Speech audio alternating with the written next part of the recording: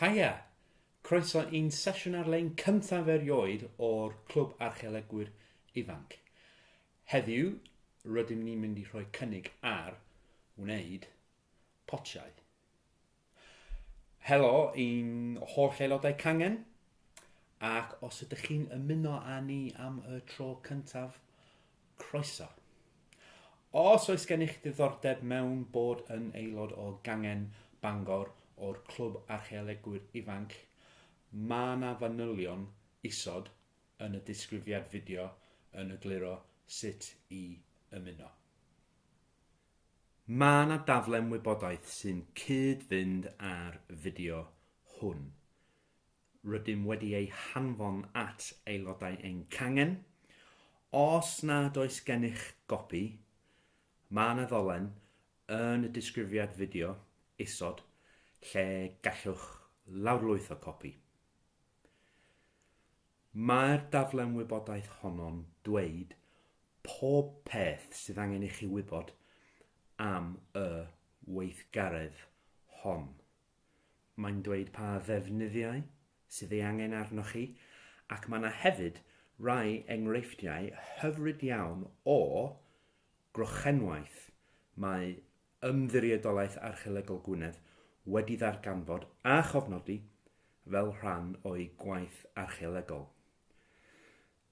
Mae'r enghreifftiau rydym ni'n edrych arnyn nhw'n dod o Parc Cybi, ger Caergybi, Ynys Môn. Gwnaeth ymddiriedolaeth archeolegol Gwynedd lawer o waith cloddio yno cyn i Lywodraeth Cymru ddatblygu parc busnes yno. Potiau torch gafwyd yn Parc Cybi wedi ei ffurfio trwy ymuno sausages o glai, ond rydym ni am ffurfio potiau pinsio oherwydd bod hynny ychydig yn haws. Os ydych wedi darllen y daflen wybodaeth ac mae pob peth sydd angen gennych, rydych bellach yn barod i wneud pot eich hun. Pob lwc. Mae angen i ni wneud pel gron neis o glai tua'r maint hwn. Rydyn ni'n gwneud hyn trwy siapio'r clai gan ddefnyddio ein dwylo. Defnyddiwch eich bysedd a'ch bodiau i lyfnhau unrhyw lympiau yn wyneb y clai. Trwy wneud hyn, rydym hefyd yn cynnesu ac yn meddalu'r clai, a bydd hyn yn helpu pan fyddwn yn gwneud twll yn ein pelen glai. Rydw i'n mynd i ddefnyddio fy mawd i wneud twll yn y clai. Rydw i'n gwthio fy mawd tua hanner ffordd i mewn i'r belen glai.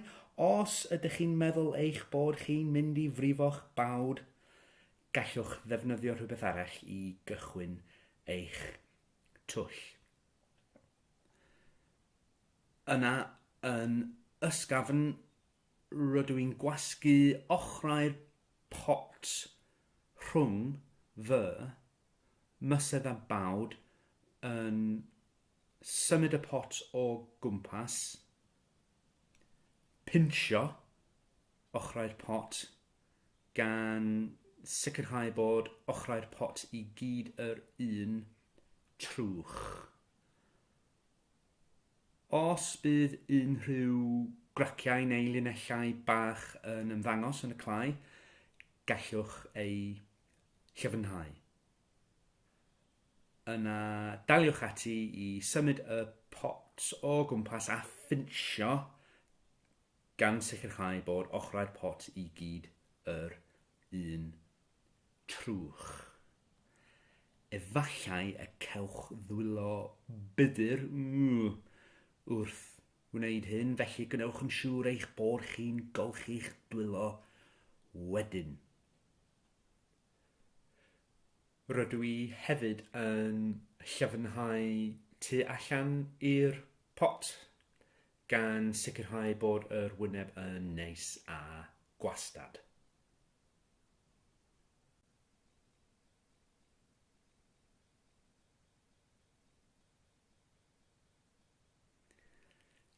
Gallwch chi dapio gwylod a top y pot ar eich wyneb gweithio i sicrhau bod gwylod a top y pot yn wastad.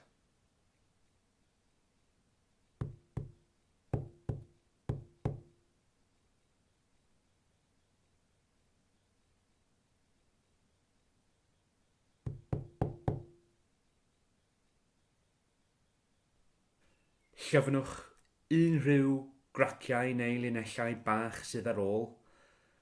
Gallwch hefyd lyfnhau tu mewn y pot.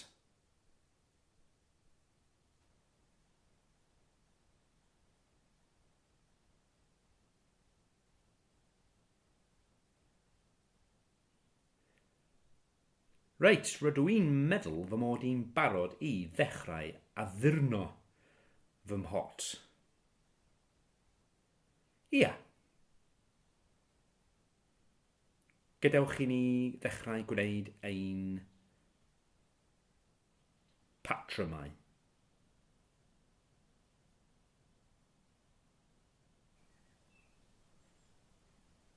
I ddechrau, rydw i'n mynd i ddefnyddio fy ewin bawd i wneud patrwm igam ogam, yr holl ffordd o amgylch top y pot.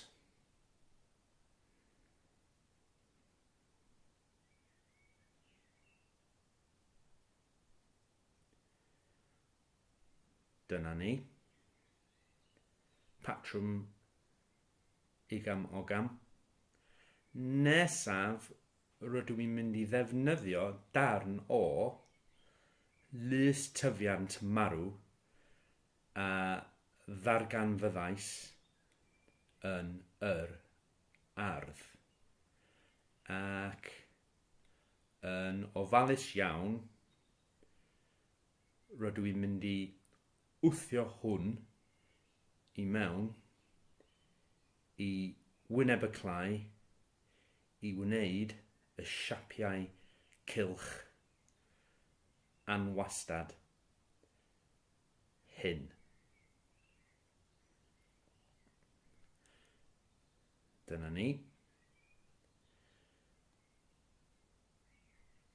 Nesaf, rydw i'n defnyddio top beiro i wneud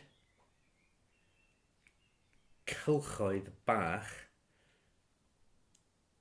tu mewn i'r patrwm wnes i gyda'r darn o lys tyfiant, gan weithio fy ffordd o amgylch y pot.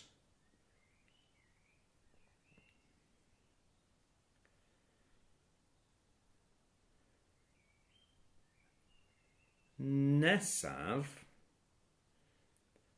rydw i'n mynd i ddefnyddio beiro go iawn. Peidiwch â defnyddio beiro sy'n bwysig i unrhyw un, efallai na fyddwch chi'n gallu ysgrifennu efo fo wedyn. Rwy'n gwneud dotiau y tu mewn i'r cylchoedd wnes i gyda'r top beiro.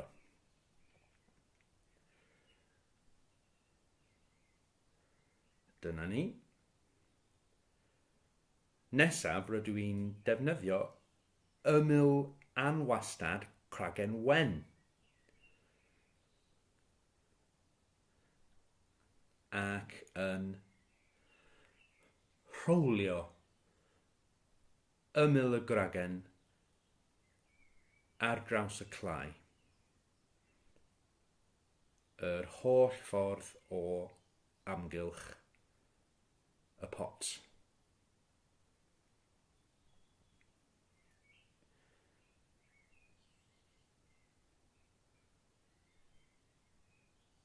Rwan rydw i'n gwneud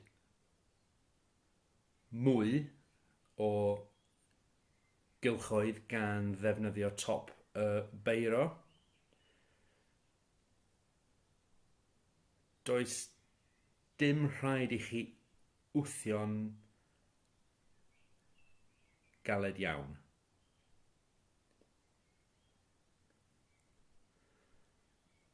Yn ôl i'r beiro i wneud mwy o ddotiau, y tu mewn i'r cylchoedd, gan weithio fy ffordd o amgylch y pot.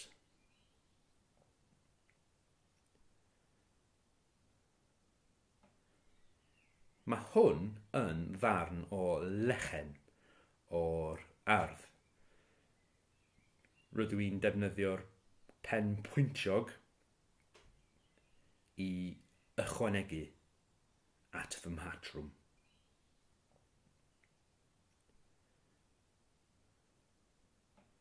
Yr holl ffordd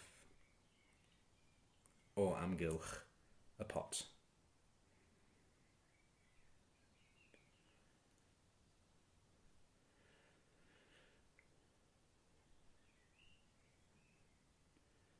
Nesaf rydw i'n defnyddio'r beiro eto i wneud y llinell hon o ddotiau. Cofiwch fy mod i'n gwneud hyn i gyd i fyny fel dwi'n mynd ymlaen. Does dim rhaid i chi gopio ni'n union. Gallwch chi fod yn greadigol a meddwl am eich dyluniadau eich hun. Y peth pwysicaf yw eich bod chi'n mwynhau'r weithgaredd. Yn ôl at y darn o lystyfiant, gweithio fy ffordd o amgylch y pot. Rydw i'n ofalus sut rydw i'n dal y pot rwan, achos dydw i ddim eisiau smwtsio fy mhatrwm.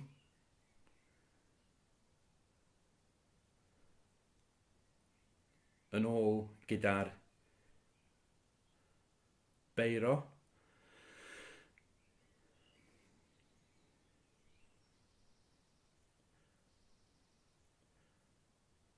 Os gwnewch gangymeriad,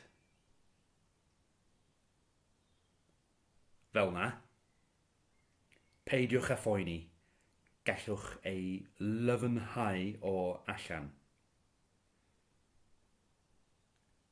Fel na.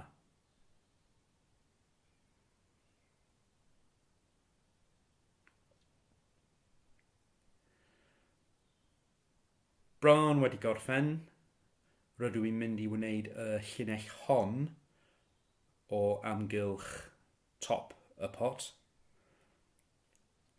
Gallwch chi orffwys eich pot ar eich wyneb gweithio rwan, os yw'n haws.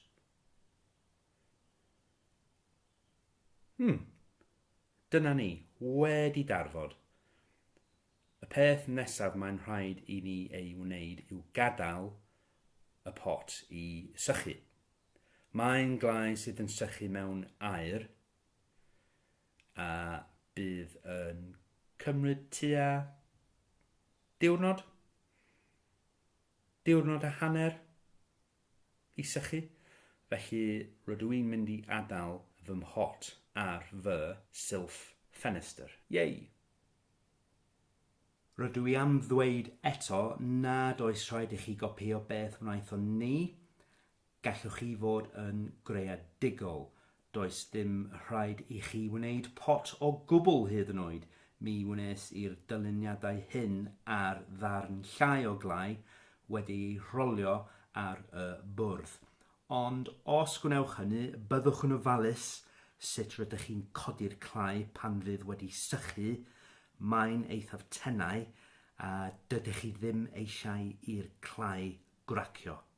Mae'n werth cofio hefyd, wnes i ddefnyddio darn o blastig ar fy mwrdd fel nad oeddwn yn marcio'r pren. Does ddim rhaid i chi ddefnyddio'r pethau roeddwn ni'n ei defnyddio i wneud patrymau ar ein pot. Ar gyfer y patrwm hwn, roeddwn ni'n defnyddio top potel siampw. Gwnewch yn siŵr nad ydych chi'n defnyddio unrhyw beth miniog neu bwyntiog. Dydym ni ddim am i chi frifo'ch bysedd. Os nad oes gennych unrhyw ddefnydd modelu y gallwch addasu, mi wnes i'r patrwm hwn ar ddarn o blue tack, neu os does gennych chi ddim llawer o glai, neu os ydych chi'n rhannu gyda rhywun, fe allech chi wneud pot bach. O. Dyma fy mhot i. Cymerodd tua 2 ddiwrnod i sychu.